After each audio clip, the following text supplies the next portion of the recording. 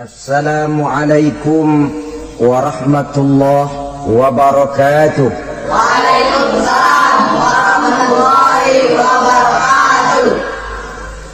Alhamdulillah wassalatu wassalamu ala sayyidina Rasulillah sayyidina wa maulana Muhammad ibn Abdullah wa ala alihi wa sahbihi wa mawala.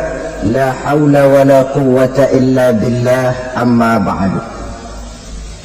Bapak-bapak, ibu-ibu, saudara-saudara kaum muslimin rahimakumullah. Rumah tangga bahagia menurut agama kita. Sebagaimana yang sama kita maklum bahwa manusia hidup memerlukan idola, memerlukan figur-figur yang akan dijadikan contoh di dalam kehidupannya. Sifat ini dinamakan hubbut taklid atau kecenderungan untuk meniru, dan nampak lebih menonjol pada kehidupan anak-anak remaja atau para pemuda. Siapa yang menjadi idolanya, siapa yang menjadi sentral figur dalam kehidupannya, itulah yang akan dijadikannya sebagai contoh. Kalau idolanya adalah Mick Jagger misalnya, maka tentu yang akan dicontohnya adalah Mick Jagger. Mulai gaya rambutnya, gaya pakaiannya, sampai kepada gaya jalan dan hidupnya. Soal pantas atau tidak pantas urusan nomor 16. Yang penting nyontoh dulu. Inilah kecenderungan daripada manusia. Bagi kita umat Islam, contoh ideal, figur sentral yang sepatutnya jadi idola tidak lain adalah junjungan kita Nabi besar Muhammad sallallahu alaihi wasallam. Beliau menjadi contoh dan panutan oleh karena kepribadiannya yang kompleks. Sejak dari seorang pemimpin negara yang adil, sampai kepada seorang jenderal yang gagah berani di medan perang, sampai kepada seorang diplomat yang ulung, pedagang yang jujur, suami yang bertanggung jawab, ayah yang penuh kasih sayang dengan anak-anaknya, dan di dalam keseluruhannya beliau merupakan uswatun hasanah. Termasuk dalam membina rumah tangga bahagia, contoh kita tidak lain adalah rumah tangga beliau. Bagaimana sih rumah tangga Nabi kita itu? Beliau berkata dalam dua kalimat yang singkat tapi punya pengertian yang sangat luas dan dalam tentang rumah tangganya. Beliau mengatakan, baiti jannati, rumah tanggaku adalah sorga bagiku. Satu cerminan yang merupakan refleksi dari keadaan yang membawa kebahagiaan. Padahal sepanjang sejarah yang kita baca, rumah beliau kecil saja. Sarapan pagi pun cuma seteguk air zam-zam, sepotong roti, kadang-kadang sebutir kurma. Tidurnya di atas kain kasar yang separuh jadi selimut, separuh jadi alas tidur. Tetapi di tengah kondisi yang semacam itu, beliau sanggup berkata, baiti jannati, rumah tanggaku adalah surga bagiku. Kenapa kita yang hidup di zaman sekarang, di mana fasilitas sesungguhnya serba lebih menunjang untuk berkata semacam itu, malah kita berkata sebaliknya, baiti nari, rumahku adalah laksana neraka bagiku. Padahal kalau dilihat, rumahnya pun kadang-kadang bertingkat, kendaraan serba berkilat, uang banyak berlipat-lipat, istri pun tak kurang cantik memikat, kadang-kadang jumlahnya 4. Tapi tiap hari kiamat tidak ada ketenangan dan ketentraman di rumah tangga. Saudara hadirin kaum muslimin rahimakumullah, mengapa Rasul sampai mengatakan baiti jannati, rumahku adalah laksana surga bagiku? Inilah pokok pembicaraan kita pada pertemuan kali ini. Sebagaimana yang kita maklum bahwa nikah dalam pandangan Islam bukan hanya sekedar untuk memenuhi kebutuhan biologis manusiawi, tidak hanya sekedar untuk memperkembangbiakkan keturunan, dan juga tidak pula untuk memperturutkan hawa nafsu. Lebih daripada sekedar itu, nikah dalam pandangan Islam merupakan ibadah. Oleh karena ibadah, maka seluruh tujuan ibadah, apakah dia bernama solat, apakah dia bernama puasa, zakat, sodako, haji dan lain sebagainya, seluruh daripada tujuan ibadah, target utamanya adalah mardhatillah atau keridhaan daripada Allah Subhanahu wa taala. Kalau nikah itu ibadah, maka sesungguhnya tujuan utama dari pelaksanaan suatu pernikahan tidak lain hanya untuk mencari keridhaan dari Allah Subhanahu wa taala. Bukankah kalau kita tanya tiap orang yang melakukan nikah, kenapa sih kamu nikah dengan dia? Jawabannya bisa macam-macam. Yang umum, karena saya cinta dia. Ada yang berkata, karena saya ingin mendapat ketenangan hidup. Ada yang bilang, karena saya ingin hidup teratur.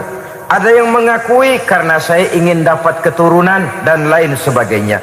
Tetapi sesungguhnya menurut ajaran agama, kalau nikah merupakan ibadah, jawaban intinya ialah saya melakukan nikah untuk mencari keridhaan dari Allah Subhanahu wa taala. Ini konsekuensinya kalau nikah merupakan bagian daripada ibadah. Rumah tangga yang didirikan atas dasar mencari keridhaan Allah, maka akan diwarnai oleh nilai-nilai luhur daripada ajaran agama. Tanpa harta orang memang sulit untuk bahagia, tapi harta bukan jaminan orang lalu akan bahagia. Harta pada suatu saat akan berakhir, kecantikan akan berkurang, pangkat dan jabatan akan sampai kepada batasnya.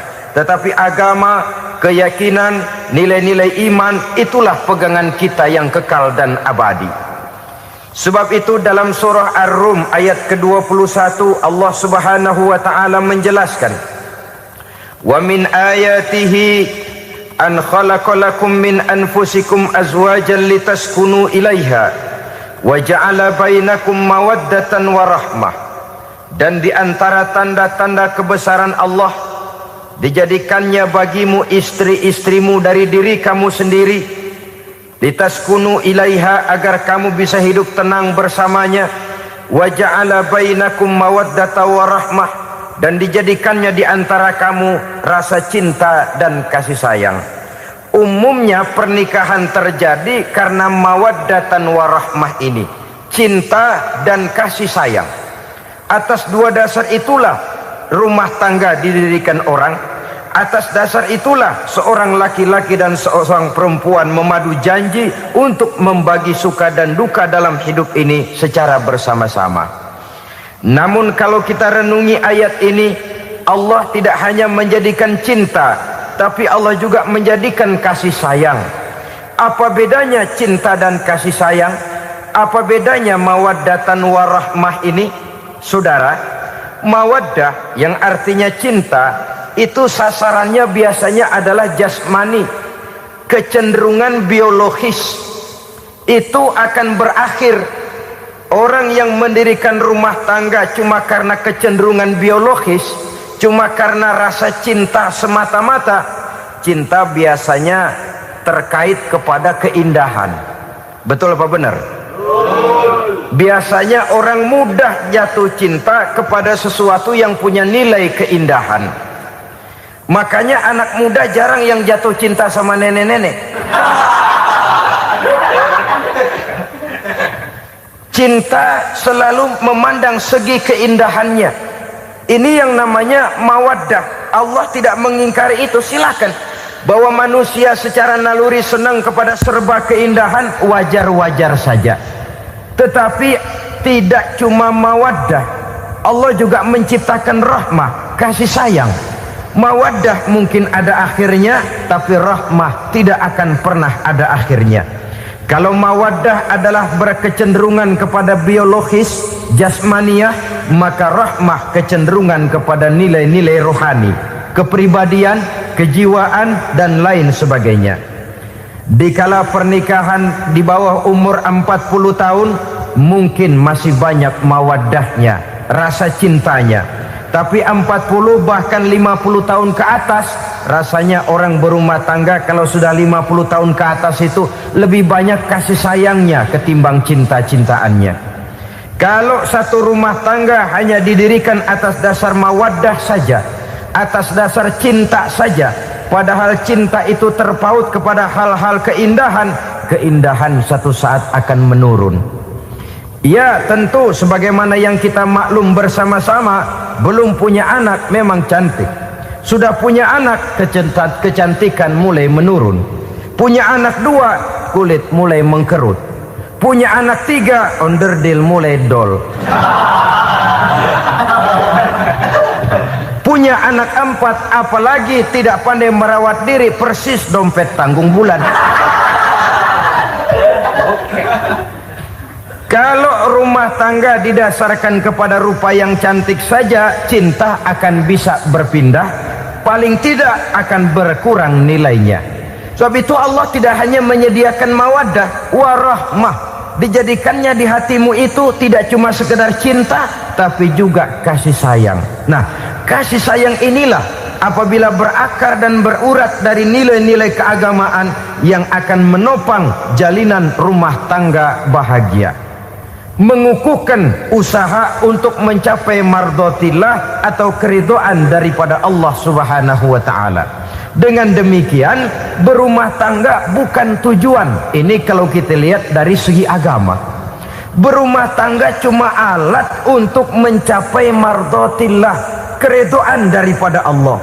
Seorang suami yang pergi pagi pulang sore peras keringat banting tulang mencari nafkah untuk menghidupi keluarganya, kalau niatnya untuk mardhatillah maka pergi usahanya adalah ibadah. Sementara si suami pergi berusaha, istri di rumah mendoakan suaminya, itu juga merupakan bagian daripada ibadah.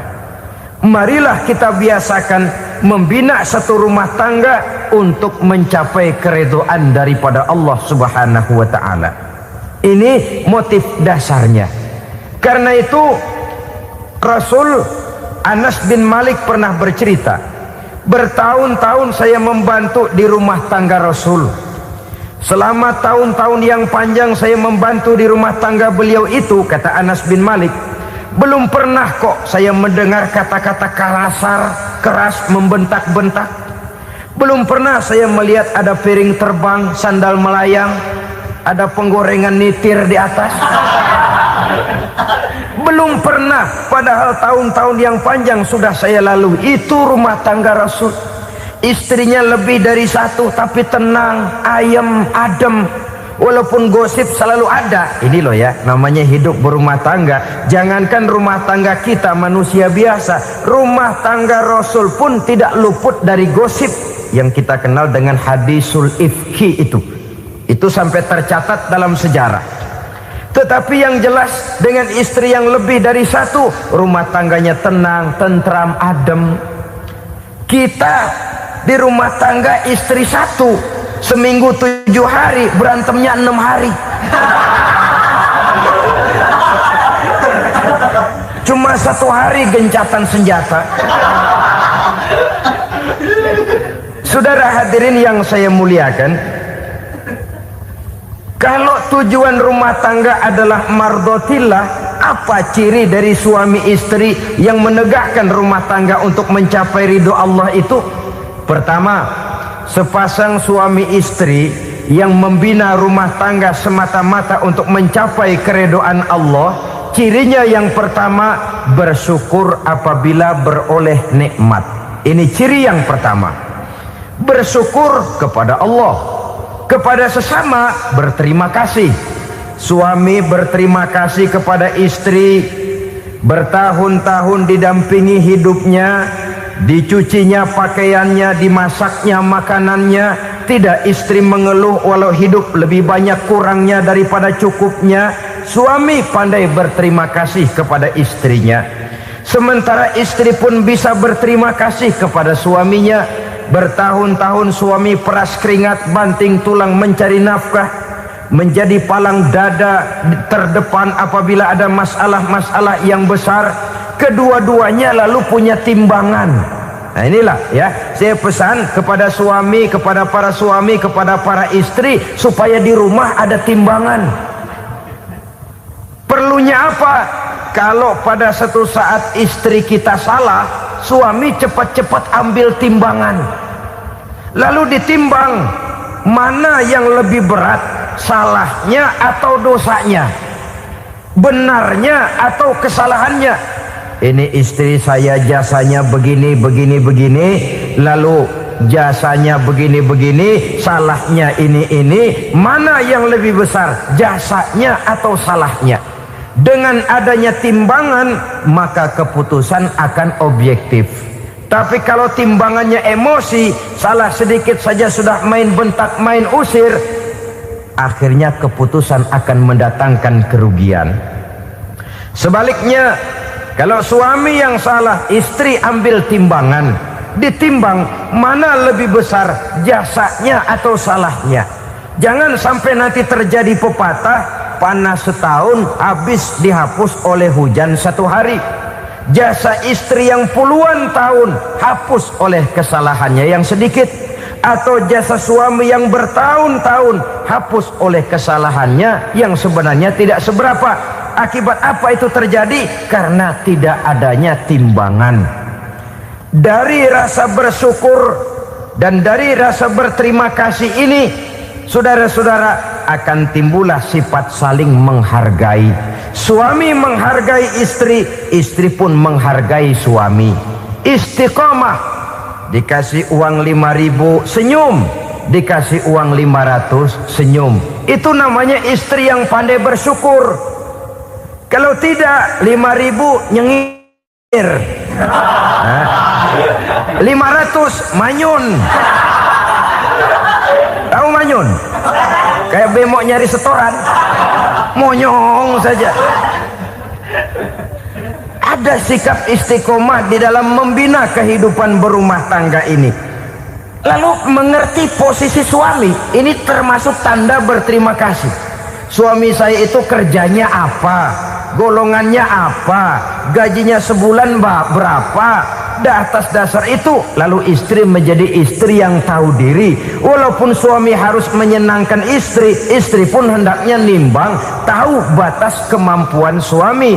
Kemauan mungkin tidak terbatas, tapi kemampuan sangat terbatas.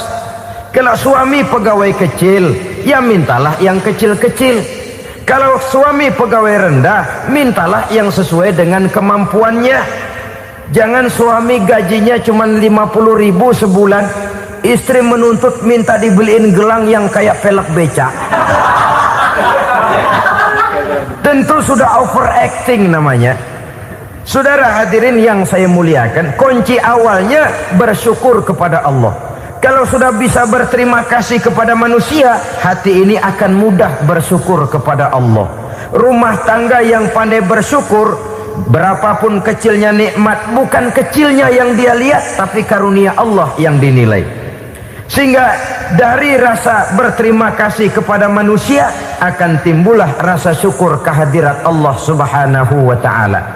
Itu yang sering diistilahkan orang, kalau dia punya mobil, dia berkata alhamdulillah kita punya mobil, tetangga kita cuman punya motor. Kalau dia punya motor, syukur kita punya motor, tetangga kita cuman punya sepeda, kemana-mana kekejek melulu. Kalau dia punya sepeda, alhamdulillah punya sepeda, tetangga kita sebelah nggak punya apa-apa, kemana jalan kaki saja. Kalau dia jalan kaki, alhamdulillah kita masih bisa jalan. Tetangga kita sebelah lumpuh bertahun-tahun nggak kemana-mana. Kalau dia lumpuh, alhamdulillah kita masih hidup. Tetangga kita kemarin mati nggak balik lagi.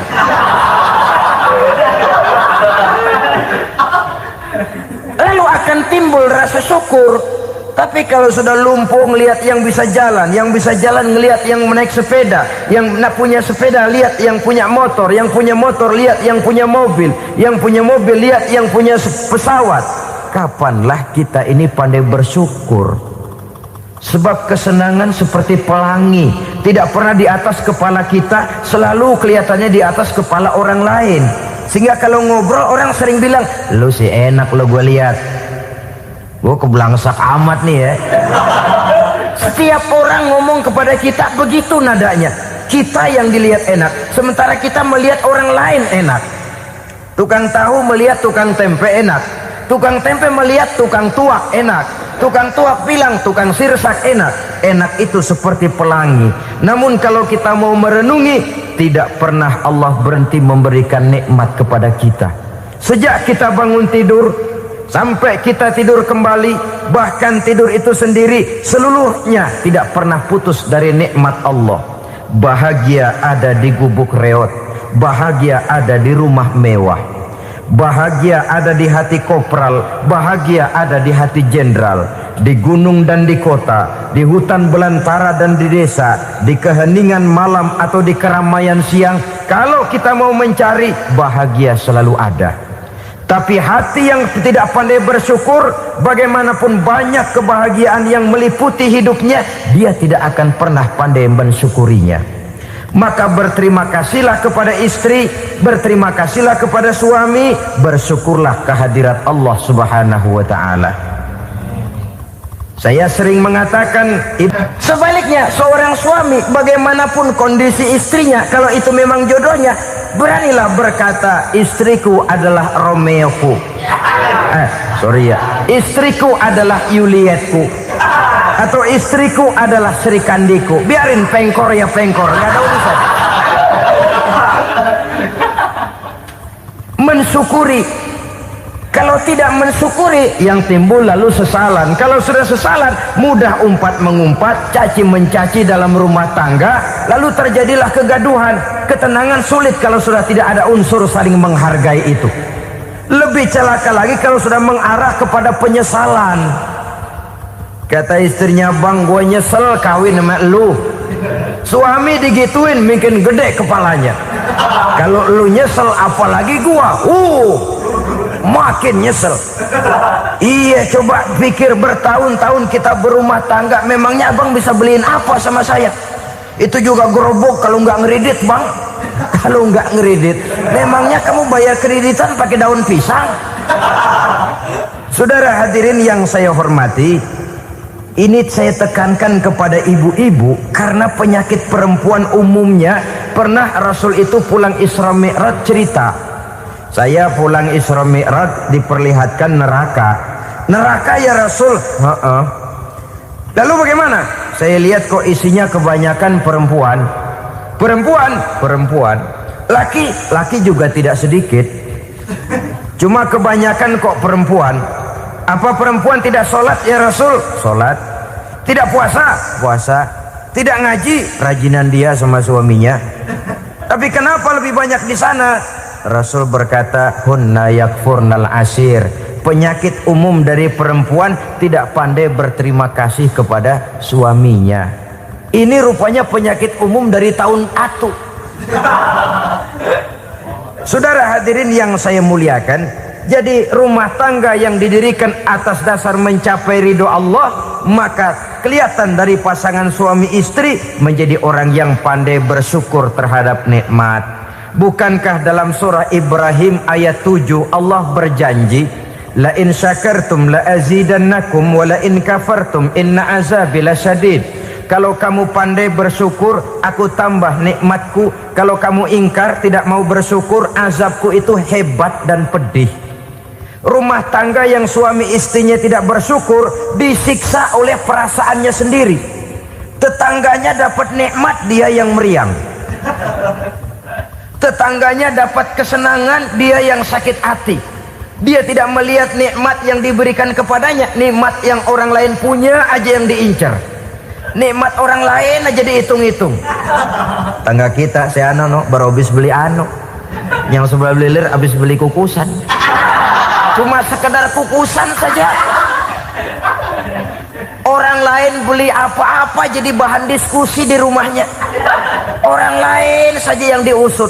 Timbul dendam kesumatnya, timbul hasutnya. Dia tidak bersyukur dengan nikmat yang ada dalam rumah tangganya. isi rumah tangga semacam itu disiksa oleh perasaan hasutnya sendiri. Jauh dari kebahagiaan, kering hatinya, miskin jiwanya, merana batinnya. Kalau sudah ke sana, jauhlah rumah tangga dari pantulan sinar kebahagiaan. Saudara-saudara, kita lihat rumah tangga Rasul. Dari rumah yang kecil, dari tempat tidur yang sarapnya kain kasar, separuh jadi selimut lagi, keluar ucapan baiti jannati. Kenapa? Beliau orang yang pandai bersyukur kepada Allah, bisa berterima kasih kepada istri-istrinya, dan istrinya pun pandai berterima kasih kepada Rasul dan bersyukur kehadirat Allah Subhanahu wa taala. Maka nikmat lalu bertambah. Makin kita syukuri nikmat, makin tambah itu. La azidannakum, janji Allah, pasti aku tambah nikmatku kepadamu jikalau kamu pandai mensyukurinya. Tapi kalau kamu ingkar, tidak pandai bersyukur, awas, nikmat bisa berubah menjadi azab kalau kita tidak pandai-pandai mensyukurinya. Jadi cirinya yang pertama, rumah tangga bahagia itu apabila suami istri pandai bersyukur terhadap nikmat yang diberikan oleh Allah Subhanahu wa taala. Satu. Cirinya yang kedua, rumah tangga yang berdasarkan untuk mardotillah, mencapai keredoan Allah, sabar apabila mendapat cobaan. Namanya orang berumah tangga itu persis berlayar di lautan. Suami istri adalah dua orang yang memegang kemudi. Kalau berlayar ombak tenang, angin bertiup sepoi-sepoi basah, lalu bila malam datang bulan bersinar, bintang gemintang gemerlapan, berlayar memang nikmat. Tapi satu saat angin puting beliung bertiup, gelombang menggunung, halilintar menyambar, kemudian petir berkilat. Kalau pada saat itu suami mau ngalor, istri mau ngidul, alamat perahu patah di tengah jalan, kandas di lautan sebelum sampai ke pantai yang akan ditujunya. Oleh karenanya perlu kekompakan. Maka sejak awal seharusnya dalam akan membina rumah tangga yang bahagia itu lebih baik bicara yang pahit-pahit saja, supaya terjadi kesamaan langkah apabila menghadapi kesulitan dan cobaan. Sabar apabila mendapat cobaan. Rumah tangga seperti kapal di lautan tadi tidak akan sunyi dari hantaman gelombang, tidak akan sepi dari tiupan angin topan, dari kilatan petir, dari sambaran halilintar. Baik suami, baik istri harus sabar menghadapi kesulitan. Kadang kesulitan dari segi ekonomi, kadang kesulitan dari segi mengarahkan dan mendidik anak-anak, kadang kesulitan karena banyak orang yang hasut dengan kita, kadang kesulitan berbagai macam lah yang menyebabkan kesulitan. Rumah tangga yang bertujuan mencapai ridho Allah, sabar menghadapi segala macam kesulitan. Saudara-saudara kaum muslimin rahimakumullah, kesulitan adalah bagian daripada perjalanan hidup. Siapa orangnya yang tidak pernah menemukan kesulitan dalam kehidupan? Rasanya hampir tidak ada. Dan memang kesulitan bukan untuk ditakuti. Kesulitan justru untuk diatasi, dicarikan jalan keluarnya. Begitulah suami istri yang bertujuan mencari ridho Allah. Manakala suami berada dalam kesulitan, istri mencarikan jalan keluar atau berusaha memberikan jalan keluar. Sebaliknya, manakala istri dalam kesulitan, suami bisa mencarikan jalan keluarnya. Sabar dalam menghadapi segala macam kesulitan. Dalam surah Luqman ayat 17, Allah Subhanahu wa taala berfirman, "Wasbir 'ala ma asabak, inna dzalika min azmil umur." Dan bersabarlah terhadap apapun yang menimpa kamu. Bersabarlah terhadap segala kesulitan yang kamu hadapi, karena sesungguhnya yang demikian itu merupakan sebagian dari perkara-perkara yang telah ditetapkan oleh Allah Subhanahu wa taala. Saudara-saudara kaum muslimin yang berbahagia, kunci sabar sesungguhnya terletak pada keyakinan bahwa segala sesuatu berasal dari Allah dan segalanya akan kembali kepada Allah Subhanahu wa ta'ala. Rumah tangga yang sabar di dalam menghadapi kesulitan-kesulitan biasanya akan lebih mudah mencari jalan keluar. Tapi kalau sedikit kesulitan datang, kita tertimpa oleh kepanikan, oleh kegelisahan, dan oleh ketakutan yang tidak beralasan, maka kesulitan itu bukan saja tidak dapat diatasi, malah rasanya akan menjadi semakin besar di dalam kehidupan kita. Tidak ada rumah tangga yang tidak pernah berhadapan dengan kesulitan, bagaimanapun besarnya rumah tangga itu. Itulah sebabnya kita memerlukan orang lain. Hidup berumah tangga itu seperti orang punya mata. Kalau mata kita kelilipan, kalau mata orang lain kelilipan, gampang kita tiup. Tapi kalau mata kita sendiri yang kena kelilipan, tentu kita memerlukan orang lain untuk meniupnya. Oleh karenanya, suami istri harus saling mencarikan jalan keluarnya. Walaupun kerjanya berbeda, suaminya pergi mencari nafkah, istrinya berdoa di rumah. Kalau perlu melakukan sholat duha, mendoakan agar usaha suaminya dimudahkan, dan begitu selanjutnya. Sehingga dengan adanya kebersamaan, walaupun tidak selalu bersama-sama, maka masing-masing melaksanakan tugas dengan tenang dan merasa yang satu berbuat untuk kepentingan yang lain. Inilah cirinya yang kedua, sabar bila mendapat dan berhadapan dengan segala macam kesulitan. Kadang orang mendapat kesulitan itu berkeluh kesah. Bukan berkeluh kesah, tapi mencari jalan keluar dan mengambil hikmah yang ada di dalamnya apa. Karena bukan kemudahan, kesulitan yang membuat orang dewasa. Bukan kemudahan, tapi kesulitan yang membuat orang berpikir, dinamis, kreatif. Kalau seluruh jalan yang kita tempuh mudah saja, gampang saja, rasanya monoton kita ini.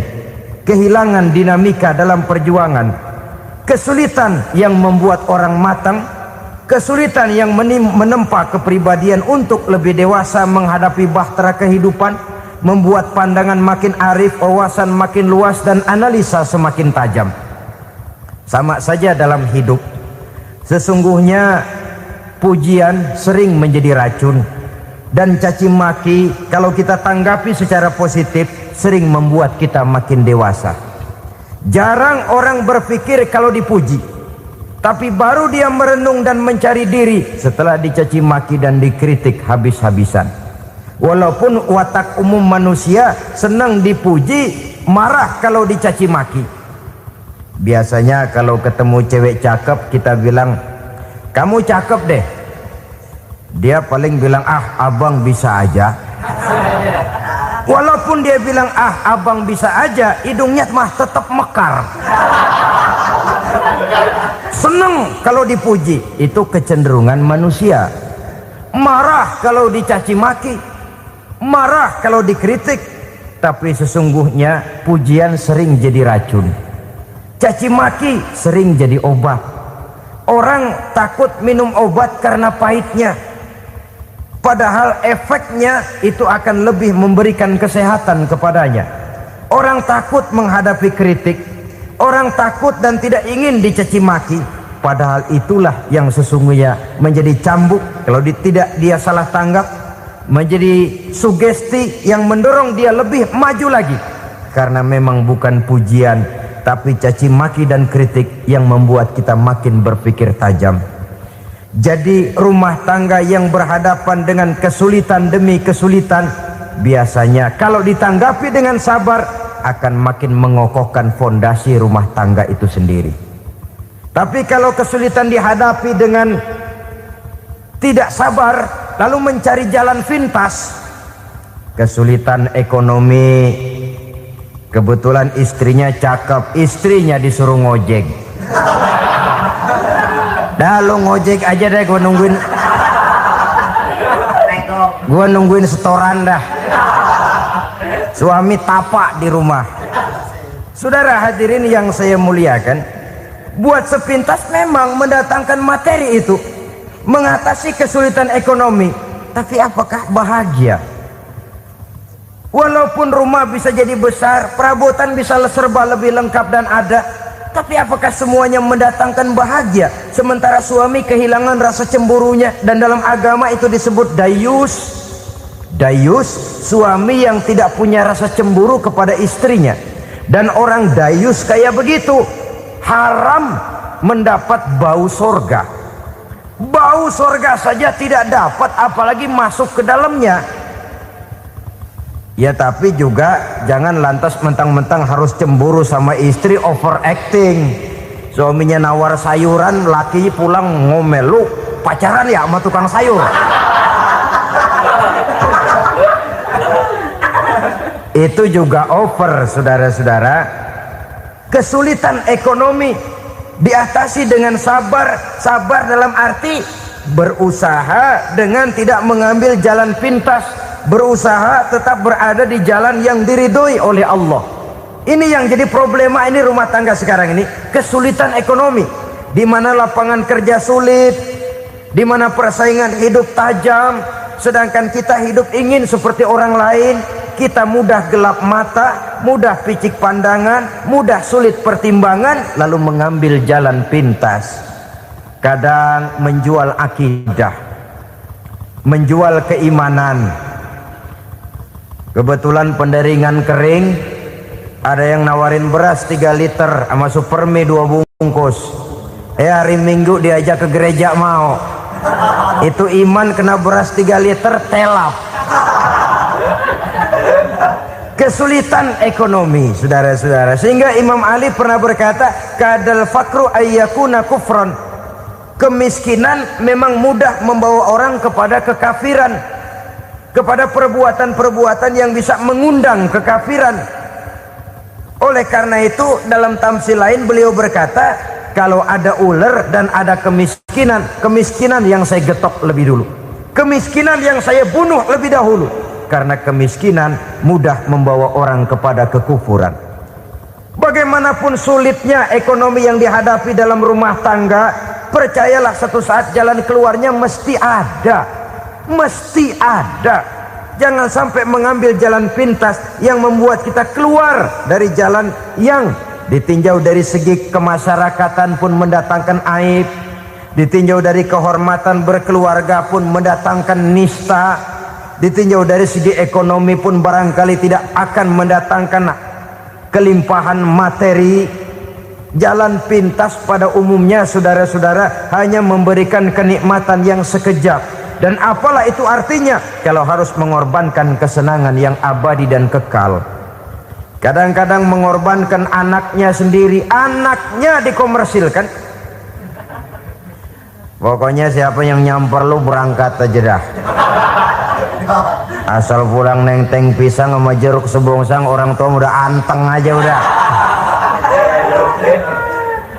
Saudara hadirin yang saya muliakan, setiap kita selalu berhadapan dengan kesulitan. Karena itu rumah tangga yang bertujuan mencapai mardhatillah, mereka sabar dalam menghadapi kesulitan. Tidak ada beras, puasa saja, puasa sunnah.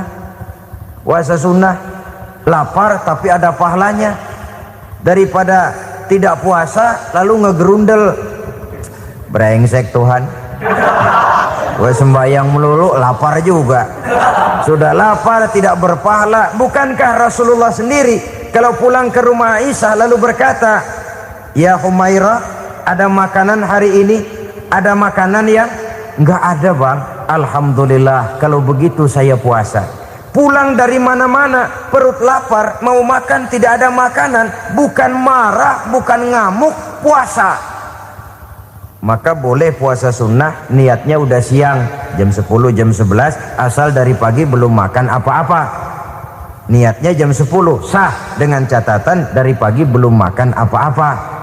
Jangan sudah sepiring setengah baru niat, itu lain. Itu ngojek namanya itu. Pengertian dalam kesulitan. Satu malam beliau pulang dari masjid agak larut. Habis ngajar banyak yang bertanya. Ketuk pintu, assalamualaikum. Assalamualaikum. 3 kali beliau memberi salam, tidak ada jawaban, tidak dibukakan pintu. Rupanya istri beliau lelah bekerja di waktu siang, tidurnya pules benar. Marahkah Rasul? Tidak. Beliau gelar sorban, tidur di depan pintu. Asraful anbiya wal mursalin ini, Rasul termulia ini, karena menghargai istrinya, tidur di depan pintu. Sampai Aisyah bangun sepertiga malam, terkejut buka pintu, suaminya ada di depan pintu. Beliau bangunkan. Ketika dibangunkan, Rasul lebih dulu berkata, maaf sayang, saya pulang terlambat. Sudah nggak dibukain pintu, tidur di depan, dibangunin, beliau duluan yang minta maaf. Pengertian. Kalau emosi, memang nggak dibukain pintu, tidur di depan. Begitu dibukain, yang enak kita tunjuk jidatnya.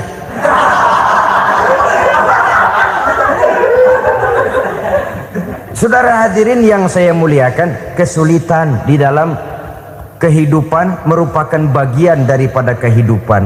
Bukan untuk ditakuti, tapi untuk diatasi.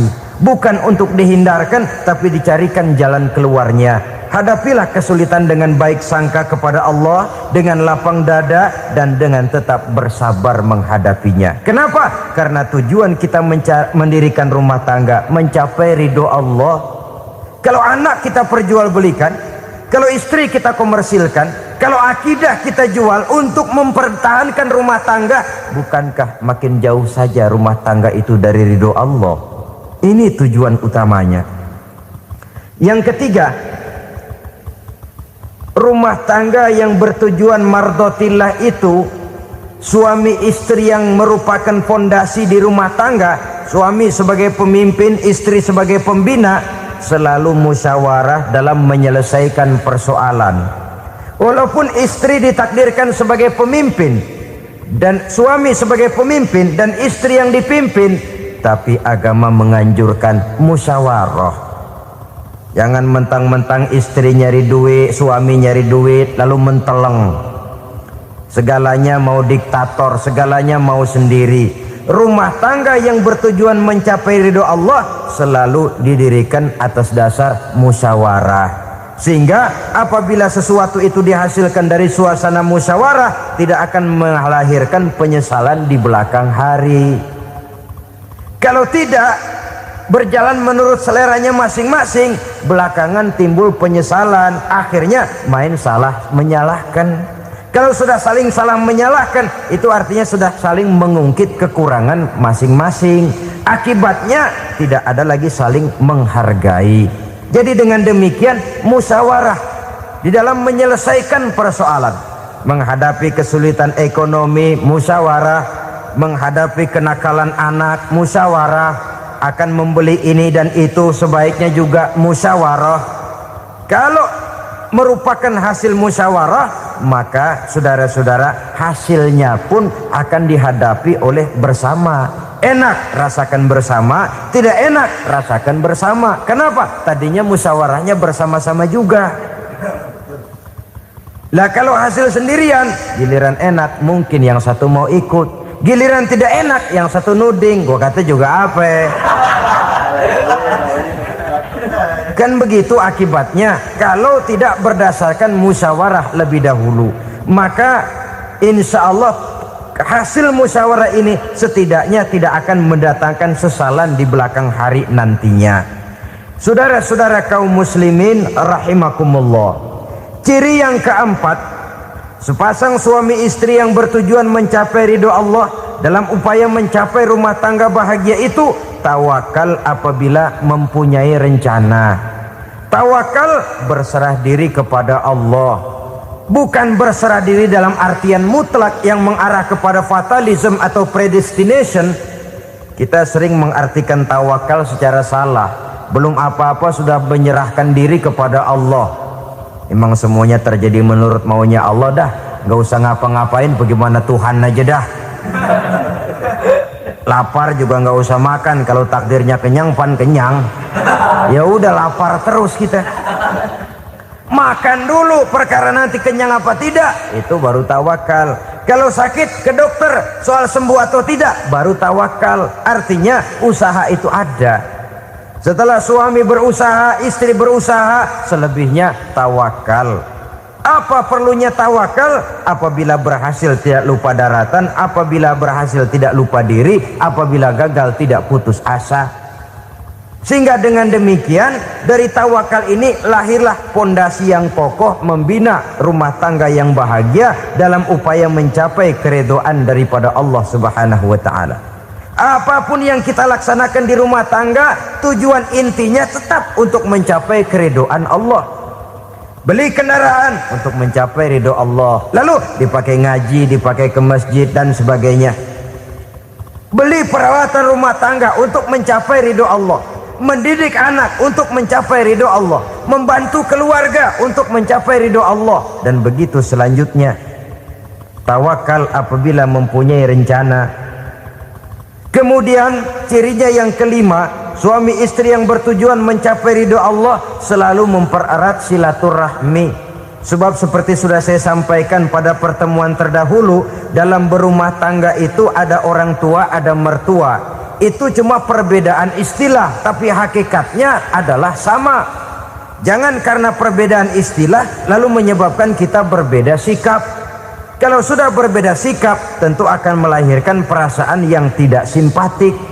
Sebaiknya suami istri kalau sudah berumah tangga, jadikanlah orang tua tempat cerita yang enak saja. Yang tidak enak telan berdua, yang pahit rasakan berdua. Kesusahan dan kesulitan atasi berdua. Giliran enak ngomong sama orang tua, giliran senang cerita sama mertua.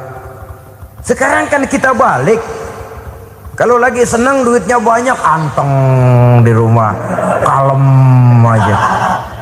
Tapi lalu waktu susah, Pak, waktu susah, Ma, cerita kepada orang tuanya, cerita kepada mertuanya. Lalu kapan kita mau menyenangkan orang tua? Sudahlah mereka susah mendidik kita di waktu kecil, membesarkan kita, melakukan segala macam pengorbanan. Demi setelah kita berumah tangga, kesulitan rumah tangga kita tumpahkan juga kepada mereka. Pererat silaturahmi dan usahakan agar seluruh keluarga hanya menjadi tempat kita cerita yang enak-enak saja. Istilah sehari-harinya, kalau di rumah kita makan sama sayur bayam, keluar rumah diem, malah seluitan. Tetangga tanya, lu makan kayaknya enak banget apa sih? Daging ayam.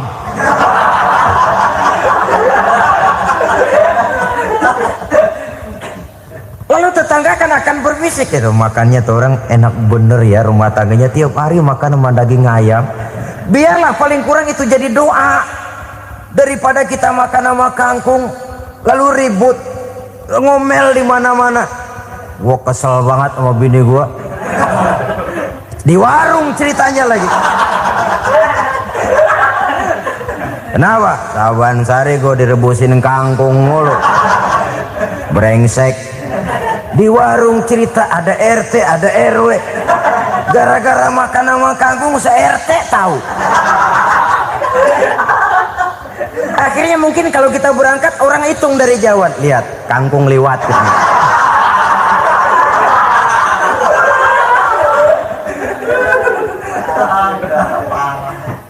Bisa menjaga yang disebut security informasi, rahasia rumah tangga.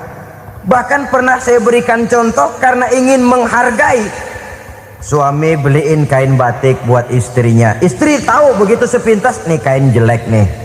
Tapi karena mau menyenangkan suaminya, dia bohong. Bagaimana Bu, kain yang Bapak beliin? Aduh bagus bener Pak, bagus sekali itu kain. Warnanya Pak emang yang model begitu tuh. Tetangga kita mana ada yang pakai kain begitu Pak? Ya emang nggak ada, jelek. Menghargai.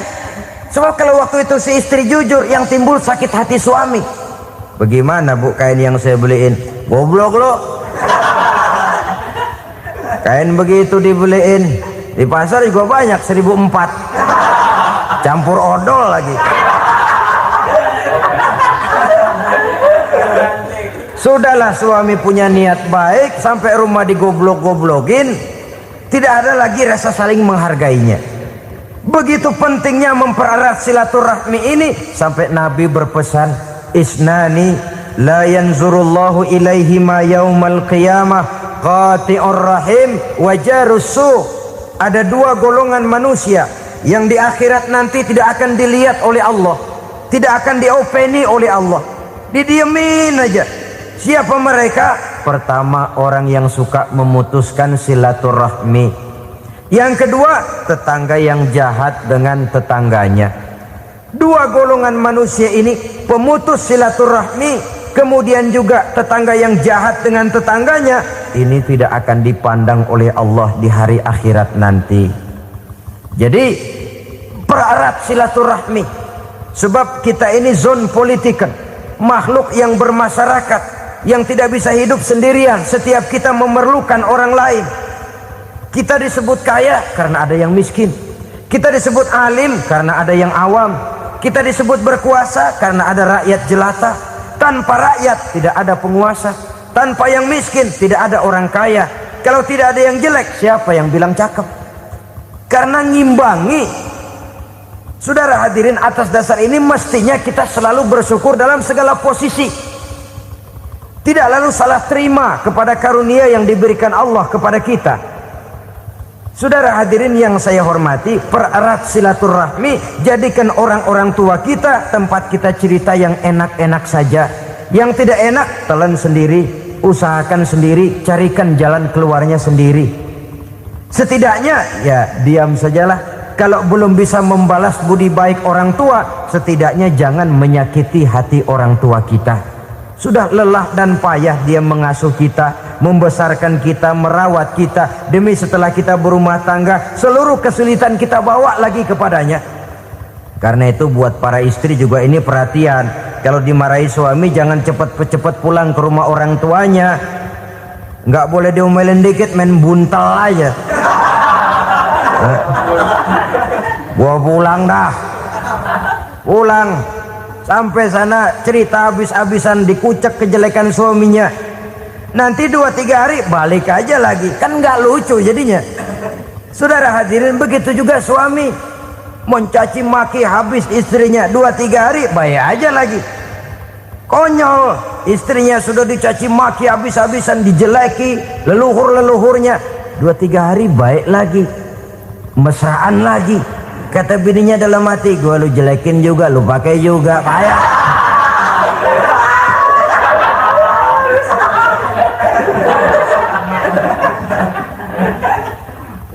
Saudara hadirin yang saya muliakan, itulah sebabnya pada awal tadi saya katakan perlunya kita mempunyai timbangan baik sebagai suami maupun sebagai istri. Nah, dari mempererat silaturahmi ini akan terjalin rasa kekeluargaan. Maka tradisi arisan keluarga itu bagus sesungguhnya untuk mempererat silaturahmi. Cuma celakanya bukan silaturahmi yang jadi tujuan, arisannya itu yang jadi tujuan. Akibatnya apa? Kalau belum narik mah semangat banget datang dah. Begitu udah narik aja udahan. Itu celakanya. Akhirnya silaturahminya jadi nomor 2, arisan semata-mata yang menjadi tujuan. Sesungguhnya itu bagus untuk mempererat silaturahmi. Karena kalau kita dengan kita sesama saudara sudah tidak saling mau mengenal, bagaimana dengan anak-anak kita? Bagaimana dengan cucu-cucu kita? 2-3 generasi yang akan datang tentu akan lebih saling tidak mengenal lagi. Baiklah ya, yang keenam, suami istri yang bertujuan untuk mencapai keridhaan Allah itu selalu berusaha tolong menolong di dalam kebajikan. Sebab Allah pesankan itu di dalam Al-Maidah ayat 6, wa ta'awanu 'alal birri wat taqwa wa la ta'awanu 'alal itsmi wal 'udwan. Bertolong-tolonganlah kamu di dalam kebaikan, di dalam bertakwa kepada Allah. Jangan bertolong-tolongan di dalam maksiat, di dalam dosa, dan di dalam usaha yang menimbulkan permusuhan. Kalau suami marah kepada seseorang, istri jangan ngipasin. Oh bang, yang begitu mah dibayain tuman. Udah habisin aja dah. Anak-anaknya marahin sekalian. ngipasin. Istri kesel sama tetangganya, suami ngipasin. Emang tuh tetangga kita, hahu. Habis orang dikipasin. Ta'awanu 'alal birri wat taqwa, bertolong-tolonganlah di dalam kebaikan. Istri malas ngaji, suami mendorong, memberikan sugesti.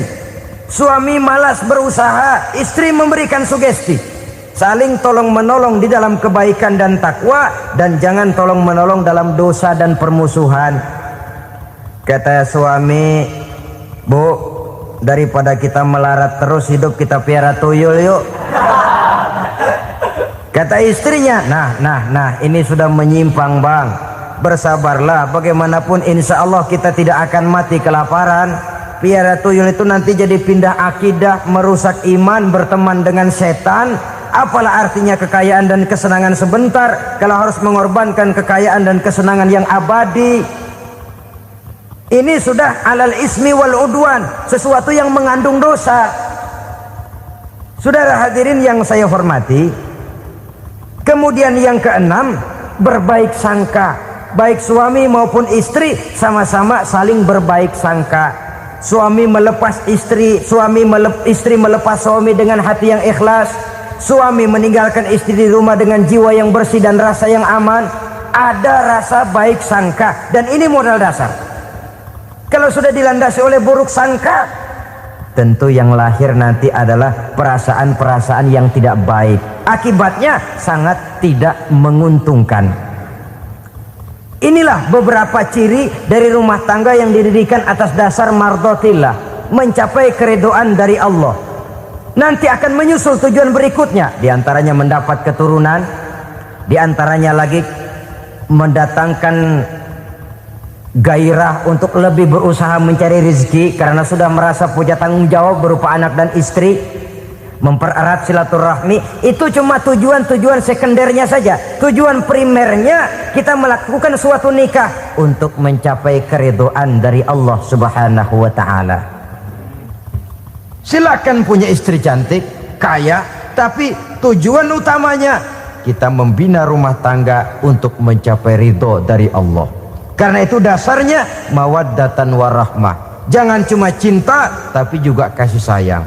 Cinta, kecenderungan kepada jasmani akan berakhir, tapi kasih sayang, kecenderungan kepada rohani, makin tua malah makin erat, makin tua malah makin mesra.